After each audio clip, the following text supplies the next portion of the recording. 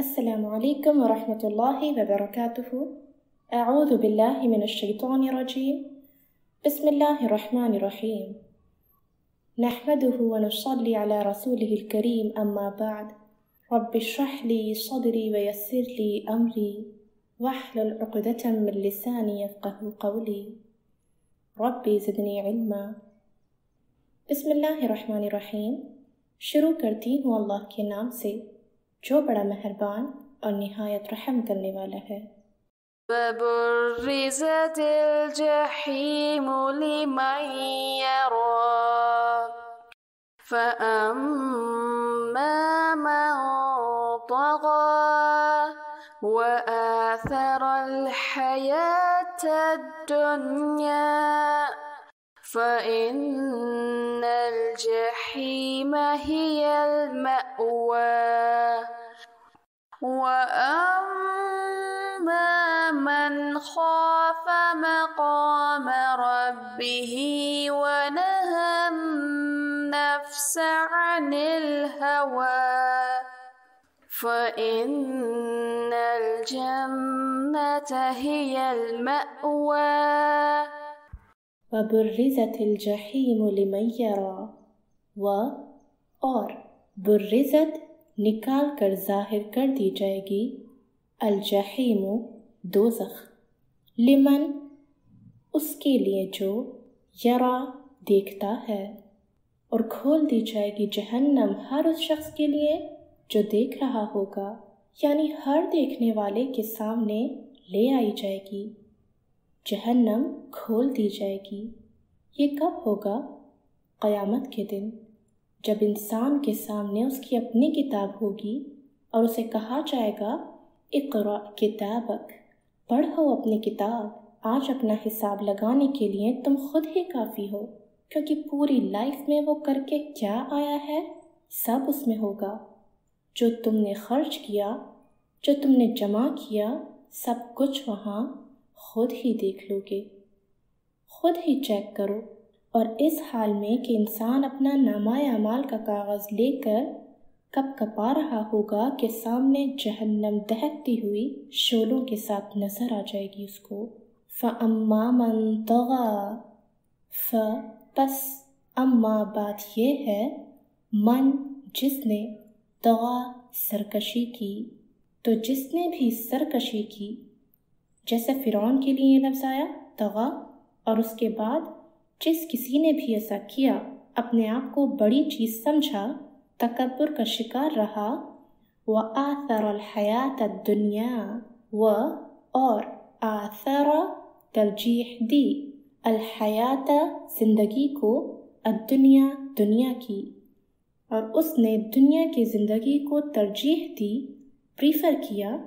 جس نے دنیا کی زندگی کو اپنی پرائرٹی بنا لیا، دنیا کی کامیابی کامیابی اور دنیا کی ناکامیابی ہی ناکامیابی، ہر وقت دنیا دنیا دنیا کا فکر اور آخرت بھولی رہی، اس کو فَإِنَّ الْجَحِيمَ هِيَ الْمَأْوَى پس اِنَّ بے شک، الجحیم دوزخ، ہی اس کا، المأوى ٹھکانہ ہے، تو جہنم اس کا ٹھکانہ ہوگی. کیوں؟ اس لیے کہ اس کو آخرت کی فکر ہی نہیں تھی، لہٰذا اس کے لیے کچھ کیا ہی نہیں اس نے. انسان وہی کرتا ہے نا جو اس کے ذہن میں ہوتا ہے، اس کے دل میں جس چیز کا غم اور فکر ہوتی ہے. ہمارے دل میں اگر دنیا کی اہمیت ہے، دنیا کا غم، دنیا کی فکر ہے، تو اسی کے لیے بھاگیں گے. اور آخرت کی فکر ہے تو خواہ دنیا کے لیے کچھ کریں، مگر دھیان وہیں لگا ہوگا کہ واپس جانا ہے، اللہ کے پاس لوٹنا ہے. وَأَمَّا مَنْ خَافَ مَقَامَ رَبِّهِ وَنَهَى النَّفْسَ عَنِ الْهَوَى وَأَمَّا اور بات یہ ہے، من جو کوئی، خافا ڈرتا رہا، مقامہ سامنے کھڑے ہونے سے، ربہ پروردگار اپنے کے، اور نہا روکا، النفس اپنے نفس کو، عن الہوى عن سے الہوى خواہشوں، اور جو اپنے پروردگار کے سامنے کھڑے ہونے سے ڈرتا رہا اور جی کو خواہشوں سے روکتا رہا تو وَأَمَّا مَنْ خَافَ مَقَامَ رَبِّهِ، اور لیکن وہ جو ڈرا اپنے رب کے سامنے کھڑے ہونے سے، ہر انسان اپنے رب کے سامنے جا کر کھڑا ہوگا اس حال میں کہ اس کے دائیں ہاتھ میں اس کے نیک اعمال اور بائیں میں برے اعمال، اور جہنم سامنے دہک رہی ہوگی۔ اس موقع پر آپ نے فرمایا تھا، اے لوگوں، اس آگ سے بچنے کی فکر کرو، چاہے کھجور کا آدھا ٹکڑا ہی کیوں نہ دو۔ یعنی تمہارے پاس بہت کچھ نہیں، ایک کھجور ہے تو آدھی کھا رہے ہو تو آدھی اللہ کے راستے میں دو، یعنی منیمم بھی ہے تو بھی کچھ کرو، کوئی بہانہ نہیں۔ تو جو اپنے رب کے سامنے کھڑا ہونے سے ڈرے کہ مجھے وہاں جا کر کھڑا ہونا ہے، وَنَهَى النَّفْسَ عَنِ الْهَوَىٰ، اور جی کو خواہشوں سے روکتا رہا۔ ہوا کس کو کہتے ہیں؟ خواہش نفس کو، دل کی باتیں، دل کی مرضی جو غلط طرف لے جانے والی ہو۔ فَإِنَّ الْجَنَّةَ هِيَ الْمَأْوَىٰ، بس اِنَّ بے شک، الجنت جنت ہی، ہی اس کا، المأویٰ ٹھکانہ ہے۔ تو ایسے شخص کے لیے کیا ہے؟ اس کا ٹھکانہ بہشت ہے، جنت ہے، تو جنت یقیناً اس کا ٹھکانہ ہوگی۔ حضرت ابو ہریرہ رضی اللہ تعالیٰ عنہ نے روایت کیا ہے کہ رسول اللہ صلی اللہ علیہ وسلم نے فرمایا، دوزخ خواہشات نفس سے ڈھکی ہوئی ہے، اور مسلم کی روایت میں آتا ہے گھری ہوئی ہے، اور جنت ناپسندیدہ چیزوں سے ڈھکی ہوئی ہے۔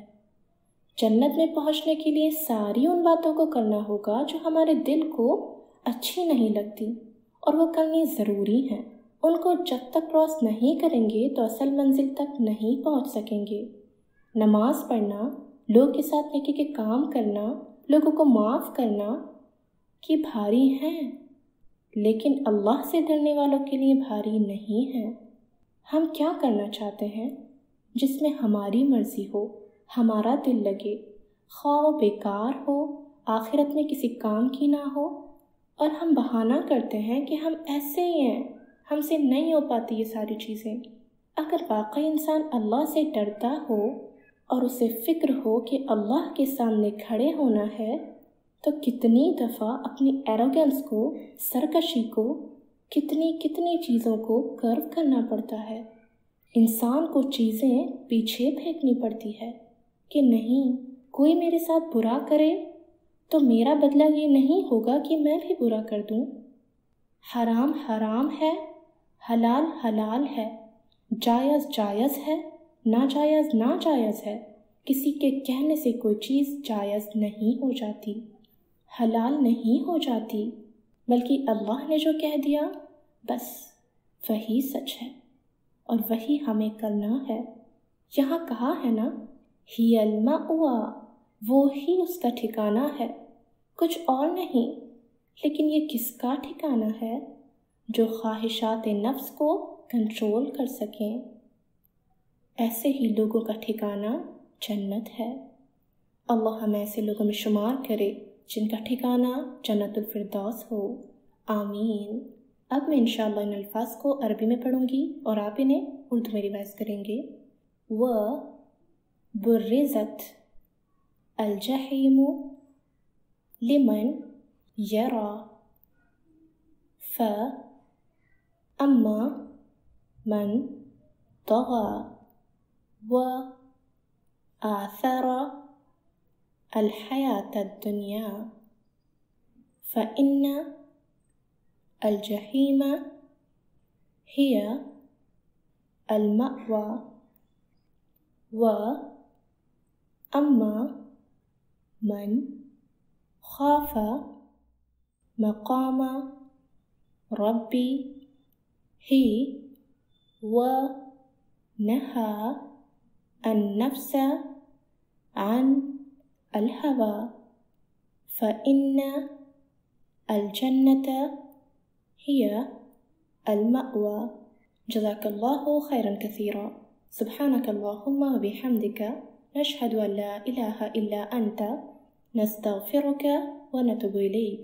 سبحان ربك رب العزة عما يصفون وسلام على المرسلين والحمد لله رب العالمين.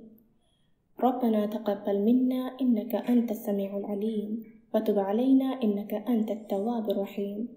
والسلام عليكم ورحمة الله وبركاته.